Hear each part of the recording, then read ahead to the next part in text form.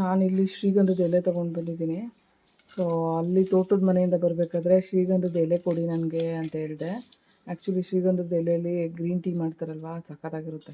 ಹಂಗಾಗಿ ಒಂದಷ್ಟು ಎಲೆ ತೊಗೊಂಡು ಬಂದಿದ್ದೀನಿ. ನೆರಳಲ್ಲೇ ಒಣಗಿಸಿ ಇಟ್ಕೋಬೇಕಂತ ಹೇಳಿದ್ರು ಅವ್ರು ನನಗೆ.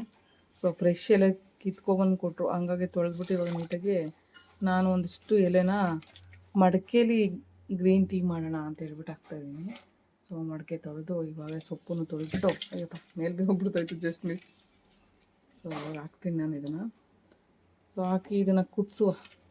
ಇದಕ್ಕೇನು ಜಾಸ್ತಿ ಏನು ಹಾಕಂಗೇನೂ ಇಲ್ಲ, ಜಸ್ಟ್ ಕುದಿಸ್ಬಿಟ್ಟು ಇದರೊಳಗಡೆ ಜೇನುತುಪ್ಪ ಹಾಕೊಂಡು ಕುಡಿದ್ರೆ ಸಾಕು, ಸಾಕಾಗಿರುತ್ತೆ ಇದು.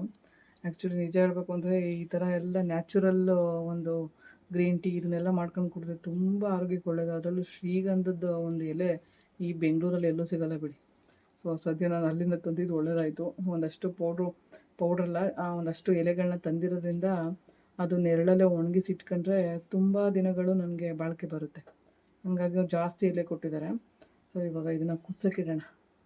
ಅಲ್ಲಿ ಬರೋವಾಗ ಸೀಗೆ ಸೊಪ್ಪು ಅಂದ್ಕೊಂಡು ಇದು ಯಾವ ಸೊಪ್ಪು ಕಿತ್ಕೊಂಬಂದಿದ್ದೀನಿ. ಅದು ಯಾವ ಸೊಪ್ಪು ಅಂತ ನನಗೂ ಗೊತ್ತಾಯ್ತಲ್ಲ ಸರಿಯಾಗಿ, ಯಾಕಂದರೆ ಸೀಗೆ ಸೊಪ್ಪು ಥರ ಏನೋ ಗೊತ್ತಾಗ್ತಾಯಿಲ್ಲ ನನಗೆ.